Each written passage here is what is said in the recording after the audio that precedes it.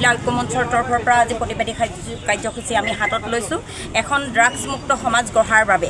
গতিকে আমি আজি জিলা উপায়ুক্ত মহোদয়ৰ ওচৰত আমি স্মাৰকপত্ৰ প্ৰদান কৰিম আৰু এই স্মাৰকপত্ৰ মাননীয় মুখ্যমন্ত্ৰী মহোদয়লৈ আমি প্ৰেৰণ কৰিছোঁ। গতিকে মুখ্যমন্ত্ৰী মহোদয় আৰু আমাৰ প্ৰশাসন, জিলা প্ৰশাসন একগোট হৈ আমাৰ নৱপ্ৰজন্মৰ সকলক ভৱিষ্যত সুৰক্ষিত কৰক আৰু লগতে আমাক এখন ড্ৰাগছমুক্ত সমাজ গঢ় দিয়ক, এয়ে আমাৰ আহ্বান।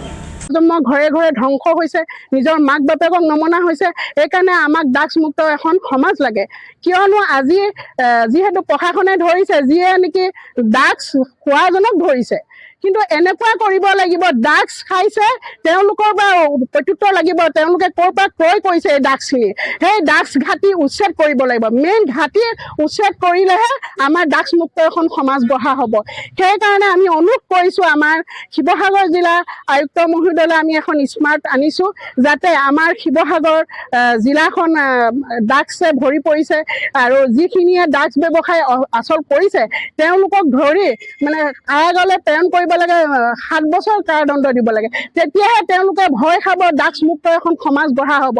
আমাৰ যিখিনিয়ে ড্ৰাগছ খাইছে সেইখিনিয়ে খোৱাখিনিয়ে তেওঁলোকে বিকিছে, খাইছে, কিন্তু তেওঁলোকক দুদিনত এৰি দিছে।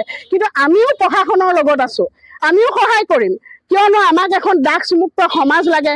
নিজৰ ঘৰে ঘৰে সতি সন্তান আছে, সকলোখিনি ধ্বংস হৈ গৈছে। আমি সেইখিনি হ'বলৈ দিব নোৱাৰোঁ। আমাক এখন ড্ৰাগছমুক্ত সমাজ লাগে আৰু উঠি অহা নৱপ্ৰজন্মক সুৰক্ষিত কৰিব লাগে। সেয়েহে আমি সদৌ অসম অনুসূচিত জাতি মহিলাই আজি এই প্ৰতিবাদী কাৰ্যসূচী লৈছোঁ। আৰু এটা কথা আপোনালোকৰ চেনেলৰ যোগেদি এটা কথা জনাব বিচাৰিছোঁ, আমাৰ অসমৰ মুখ্যমন্ত্ৰীকো জনাব বিচাৰিছোঁ, অসমত যিখিনি ড্ৰাগছ ব্যৱসায়ী আছে সেই ঘাটিবিলাক যাতে অনুৰোধ কৰিছোঁ সেই ঘাটিবিলাক উচ্ছেদ কৰিব লাগে আৰু সেই ব্যৱসায়ীক উচিত তদন্ত কৰি তেওঁলোকক জেল হাজতলৈ পঠিয়াব লাগে। আমাৰ দাবী এইটোৱে আছে। সেইকাৰণে আমি প্ৰশাসনকো জনাইছোঁ, আমি আয়ুক্ত মহোদয়ক জনাইছোঁ, অসম চৰকাৰক জনাইছোঁ, যাতে এইখিনি ড্ৰাগছমুক্ত সমাজ গঢ়িলে আমাৰ ল'ৰা ছোৱালীখিনি ভৱিষ্যত সুৰক্ষিত হ'ব বুলি আমি ভাবিছোঁ।